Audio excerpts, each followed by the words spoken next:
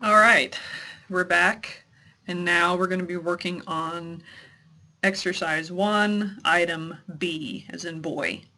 So this asks us to create a frequency distribution for the variable age, and not only does it want us to tell the absolute and relative frequency, just as we did with the main substance abuse, it also wants the cumulative frequencies for it.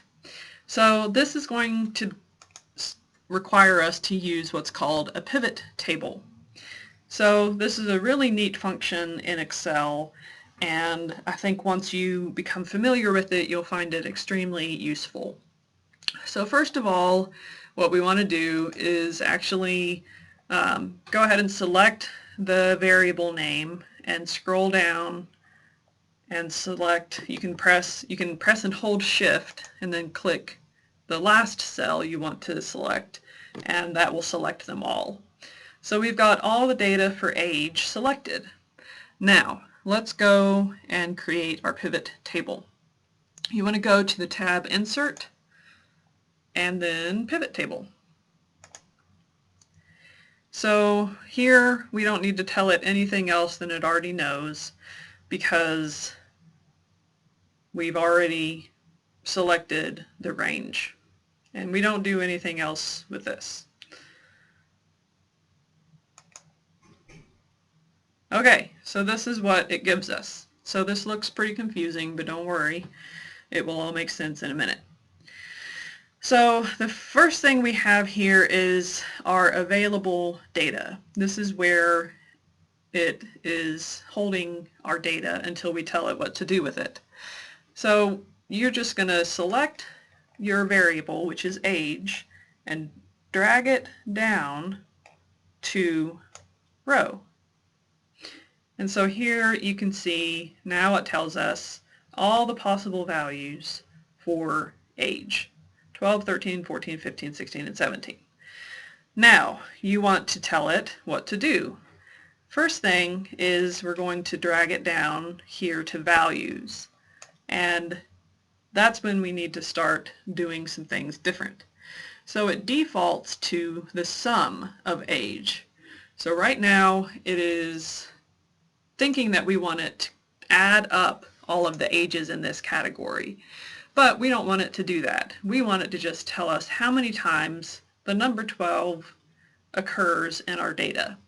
So we're going to go, you can go either here to field settings, or you can go here to the values and click on the down button and select value field settings.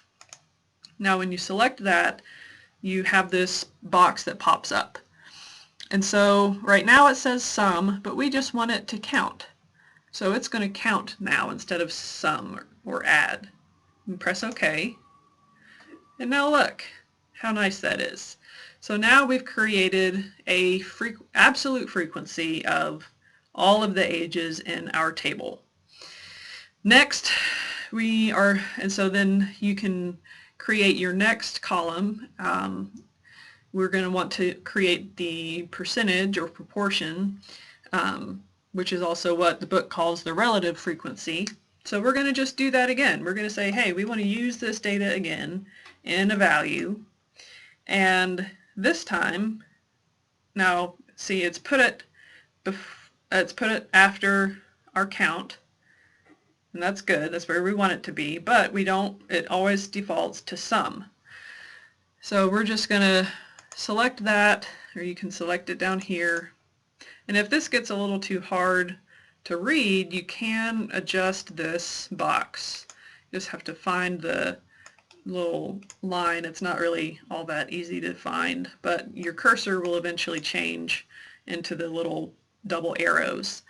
So then you're going to do exactly what we did to make the count, but this time you are going to ask it to show the values.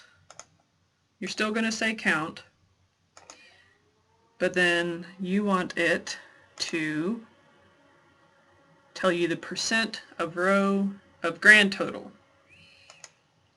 Percent of grand total, and OK.